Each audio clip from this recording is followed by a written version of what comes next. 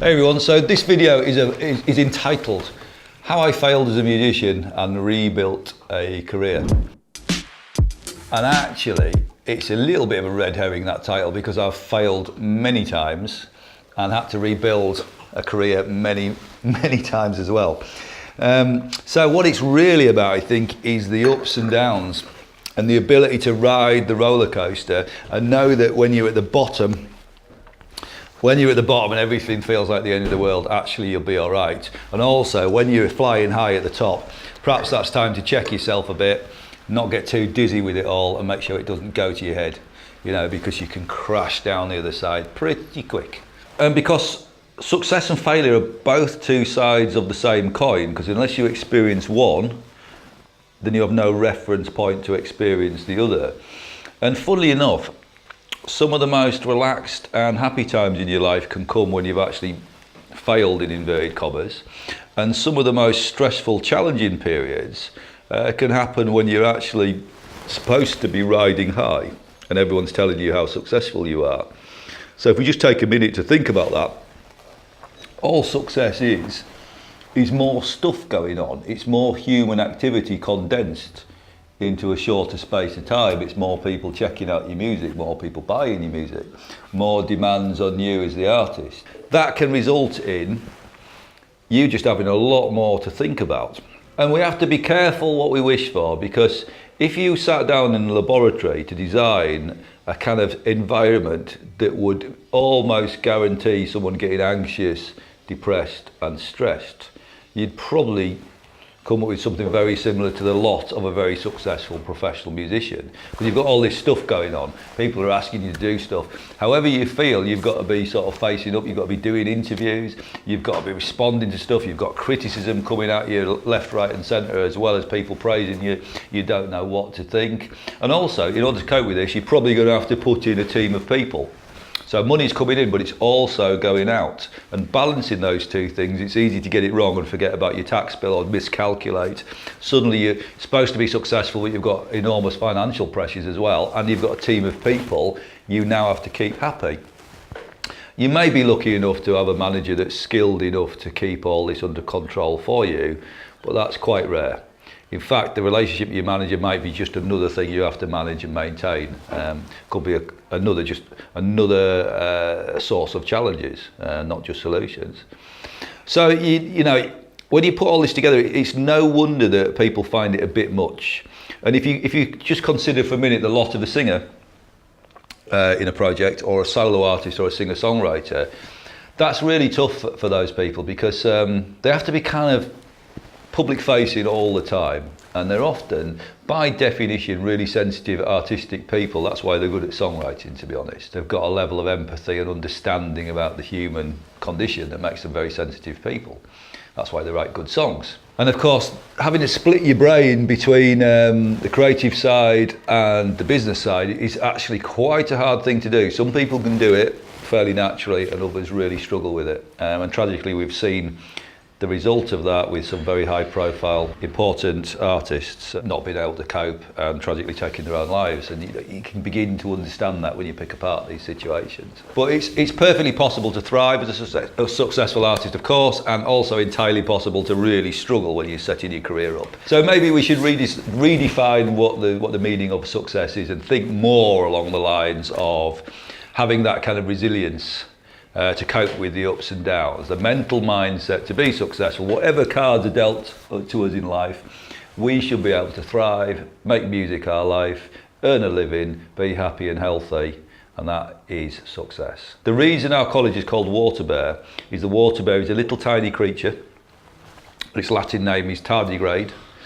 And a tardigrade has this defining feature that it's nearly indestructible. You can boil it, fire it into space, bake it in the Sahara Desert for 10 years, and it will still pop up to life. And that's what we want for creative people. We want that resilience built into their careers. So so this is my story. I started playing guitar, got obsessive about it when I was about 14.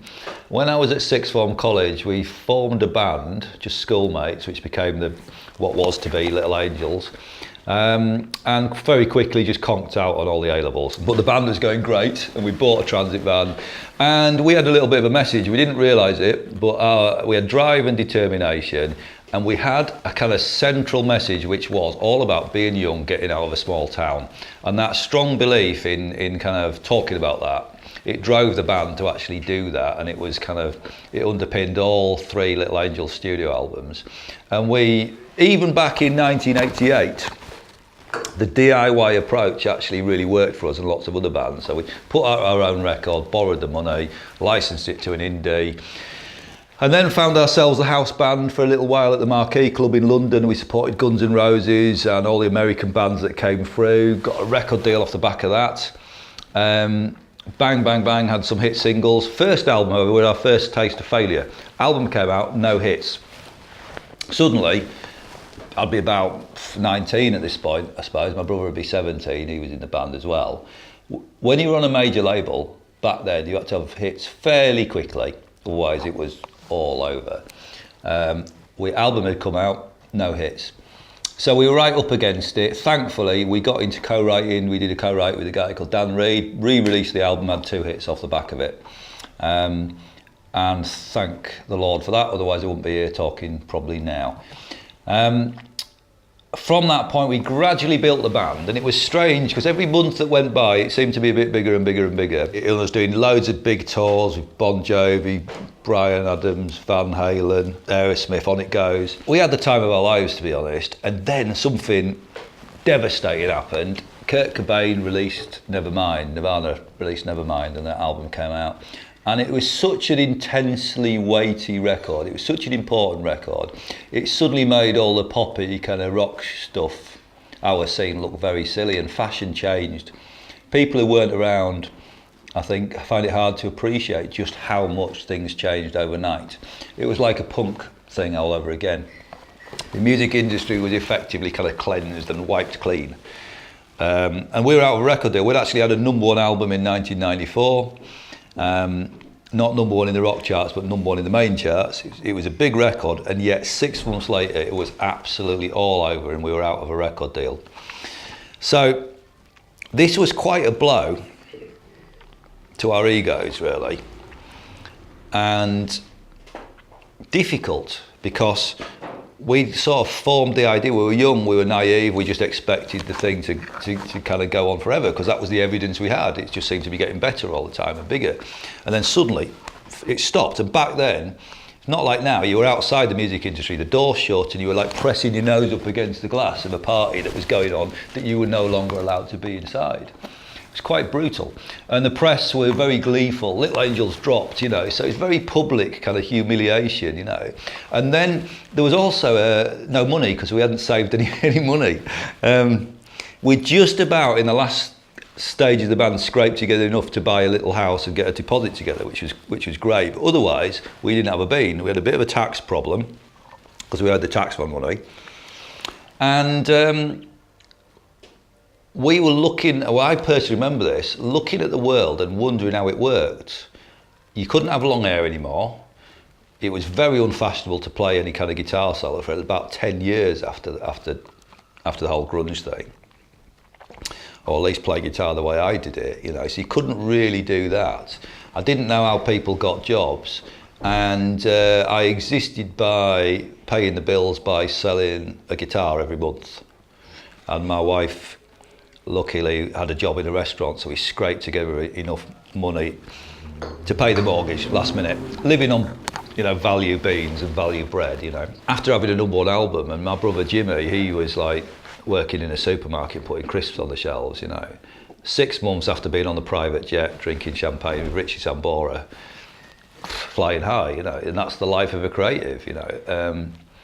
Not talked about very much. I think the same is true in professional sports. You know, you get people who have a very, very short, intense, spectacular career and then have to deal with reality. There's no training for that in music. It's a blow to your ego, and that's probably where the suffering comes from, because the story that you're inventing in your head is, who really cares? You know, you're still a musician, you're still making a living, you're still the same person. record deals come and go, that's the reality, but it didn't feel like that. And another failure about Little Angel, so it absolutely felt like all of it had been for nothing at that point, and sitting there with our heads in our hands. And worse still than that, we'd really got estranged personally, so the pressures of it all had got to us a little bit, and where we started off really close friends at school, we'd really drifted apart. And then something weird happened. I started another band called Blow, and Blow was on an independent label called Cottage Industry. We put an album called Man and Go to Like, and a weird thing happened. I started getting really good reviews for the first time in my career. Little Angel had been quite poppy and never really been accepted by the rock press. A little bit, but we were certainly used to having bad reviews. But Blow came out. I got cover of Kerrang and good reviews. Critics liked it, but we didn't sell any records. That was weird. Went from selling loads of records and bad reviews to good reviews and not selling any records. I like it that way around better. I don't care what the critics think, you know. So that was a big learning thing, and I just couldn't make it work, you know. Abandoned an indie label, it was just too tough to keep it going. We did 2 records with Blow, and then I had to think again. But thankfully, all of us in the band had started to twig that we had transferable skills. Now, this is a fundamental principle behind the whole stuff we do with WaterBear, is taking these transferable skills that you inherently built, that you've got them. If you can do anything in the creative industry, you have got some serious transferable skills, but you might not know what they are yet. You might be very aware of it, you might not. I didn't have a clue. So I kind of looked out, because I got into teaching a bit of guitar and I just had a natural thing for it. Jimmy as well, natural teacher, my brother, because our old man's headmaster, something genetic, I don't know what it is. But that was our saving grace, you know. I loved teaching, and I ended up working at a college in Guildford that just started called the Academy of Contemporary Music. I felt like this was a lifeline. It was a career, suddenly a career that had opened up. People forget all the bands that are now iconic. Some of these bands like Motorhead, back then Motorhead could hardly play a pub gig. The audience had deserted. Stadium bands like Motley Crue couldn't pull a crowd at all. It was so out of fashion. We didn't realise it would ever come back in and be socially acceptable, let alone the audiences would come back, you know. So it was a period of desolation, and to have another career option was amazing. And then just around the time I was leaving BIM, a very sad thing happened, and Mike Lee, who was the drummer who was on the most successful Little Angels records, Mike had an amazing career. And he played for the Cults, and he played for Page and Plant, all sorts of people. And then suddenly out of the blue, Mike was no longer with us and he died. And I told you before about how the band had gradually got a bit estranged from each other, and we hadn't seen each other for the best part of 20 years.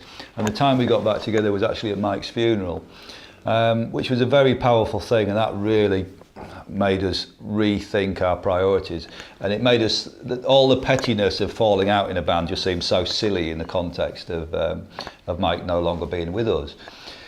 And then that's why I know for an absolute fact that the most important days when you're with the band and the most important times aren't the times in the stadiums and aren't the times on the private jets drinking champagne with Richie Sambora. That's kind of irrelevant, and the stuff we looked back on most fondly and were the most pivotal, important parts of our lives are actually the times in the van when we were still at school.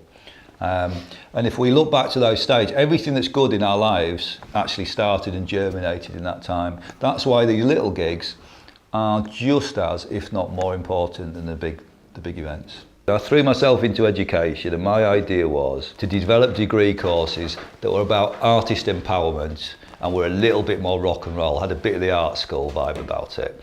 And the Academy of Contemporary Music, this would be about 1996, so it was Britpop era, and I was kicking around with Cooler Shaker and watching them really fly. However, I didn't own that business, and I was to learn another important lesson. If you want to live life on your own terms and do what you want to do, you kind of have to call the shots.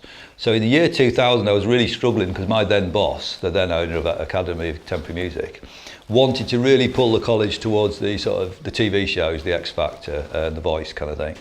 And it was really against my principles of artist empowerment. So at that point, I left, and with 3 other people, we set up the music college in Brighton at that time called BIM, Brighton Institute of Modern Music, as it was then. And at that stage, after all that stuff, we still didn't have a bean. Still didn't have any assets. The only thing we had going was a a bit of equity in the house, which I pulled out to put into setting up BIM. So definitely a big risk, and I felt that quite keenly. And we were super skint, and we set up BIM on pennies, you know, compared to what people would spend setting up a school in the normal circumstances. Damien Keys, who set up BIM with me, I remember one day, I tell this story a lot, but he'd constructed some new soles for his shoes out of gaffer tape because he didn't have enough money to buy a pair of shoes, because everything we had went into the setting up of BIM. So BIM flew the flag for a more alternative type of music education back then, and that would be 2001. And the college grew and grew and grew and grew.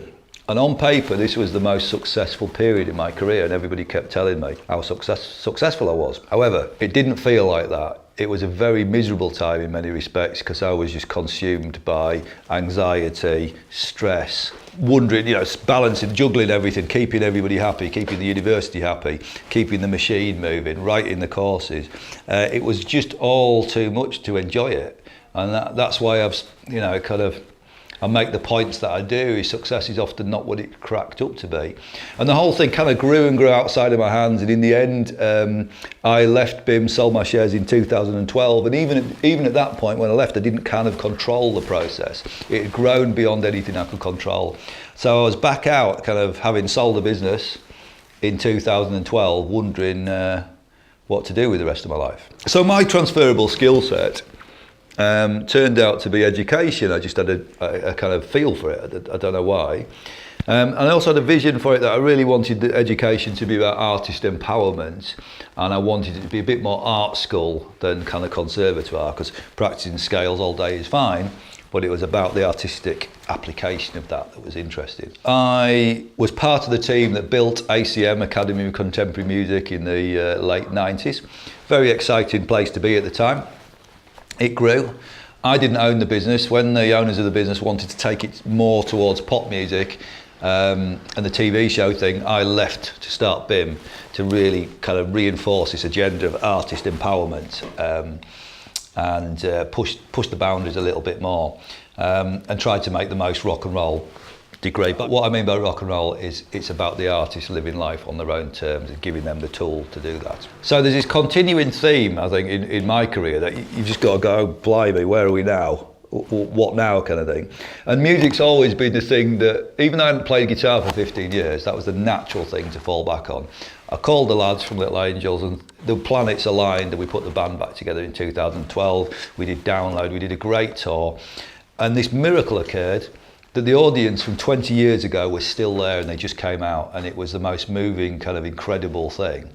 And it made me absolutely appreciate what you've got when you've got one of these old bands that becomes part of people's lives. So, you know, got really back in touch with the music.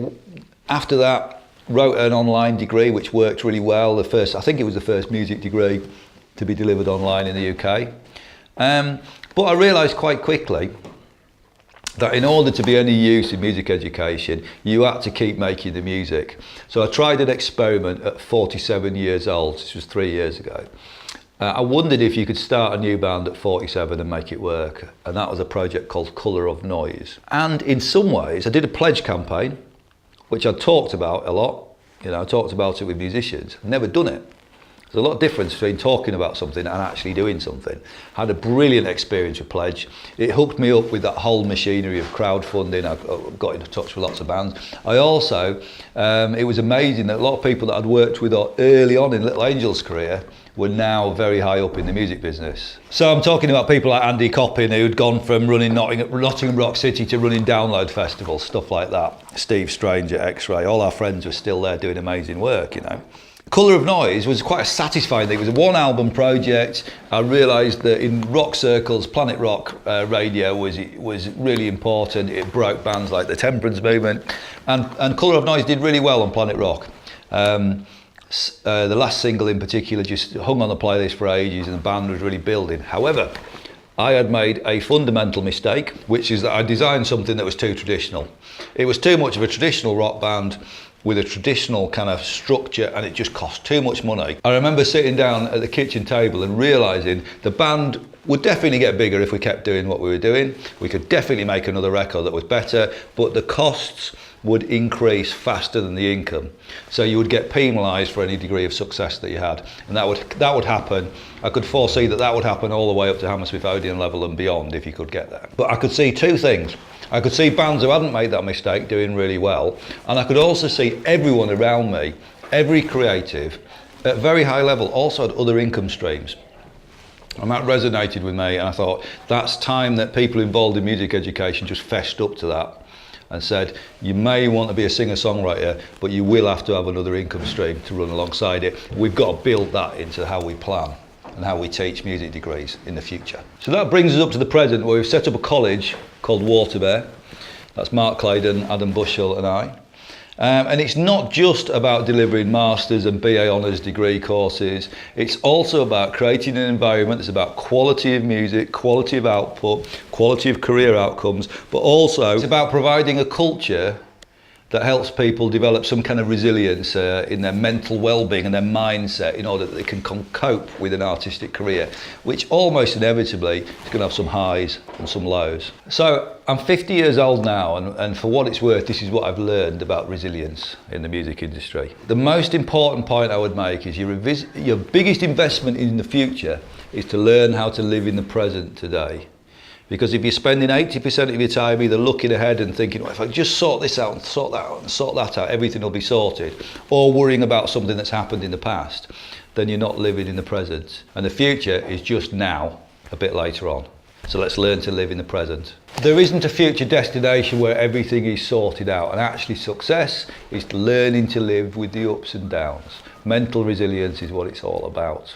It's the most important thing. And you've got all the time in the world. These days you don't have to worry about any kind of imposed time limit. Just concentrate on putting quality music out there and be observant. Look at how the industry's changed and be adaptable to that, and then you'll do fine. And remember, it's only rock and roll.